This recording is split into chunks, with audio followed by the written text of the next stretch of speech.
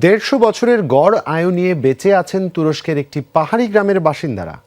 তাদের দীর্ঘ জীবনের রহস্য জানতে নানা তৎপরতা চালিয়েছেন বিজ্ঞানীরা।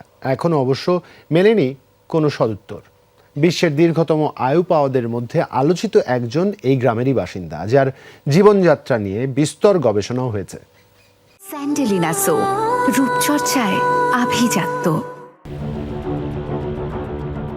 কয়েকশো বছর বেঁচে থাকা চাঁদের চরকা কাটা বুড়ির গল্প ছিল শৈশবের বিস্ময়। কোনো মানুষের পক্ষে কি কয়েকশো বছর বেঁচে থাকা সম্ভব? সেই রূপকথার রেশ ফিরে আসতে পারে তুরস্কের এক ছোট্ট গ্রামে, যেখানকার বাসিন্দারা বেঁচে আছেন শত বছরের বেশি সময় ধরে। তুরস্কের দক্ষিণ পূর্বাঞ্চলীয় বিতলিসের পাহাড়ি গ্রাম বারেসি। 2022 সালের আদমশুমারি অনুযায়ী গ্রামটির জনসংখ্যা প্রায় 6000। আশ্চর্যের বিষয় হল, বাসিন্দাদের গড় আয়ু 150 বছর। দীর্ঘ সময় ধরে কোনো মৃত্যু দেখেনি এ গ্রাম, রোগশোকেরও বালাই নেই। ইতিহাসের সাক্ষী গ্রামের সবচেয়ে বেশি আয়ু পাওয়া বাসিন্দা ছিলেন জারোগ আঘা। জন্মগ্রহণ করেছিলেন 1764 সালে। ধারণা করা হয় পৃথিবীতে সবচেয়ে বেশি সময় ধরে জীবিত থাকা ব্যক্তিদের মধ্যে তিনি একজন। জীবদ্দশায় দেখেছেন 10 অটোম্যান সুলতানের রাজত্ব, সামনাসামনি দেখেছিলেন ফরাসি সম্রাট নেপোলিয়ন বোনাপার্টকে, ভ্রমণ করেছেন যুক্তরাষ্ট্র, যুক্তরাজ্য, ফ্রান্স ও ইতালি।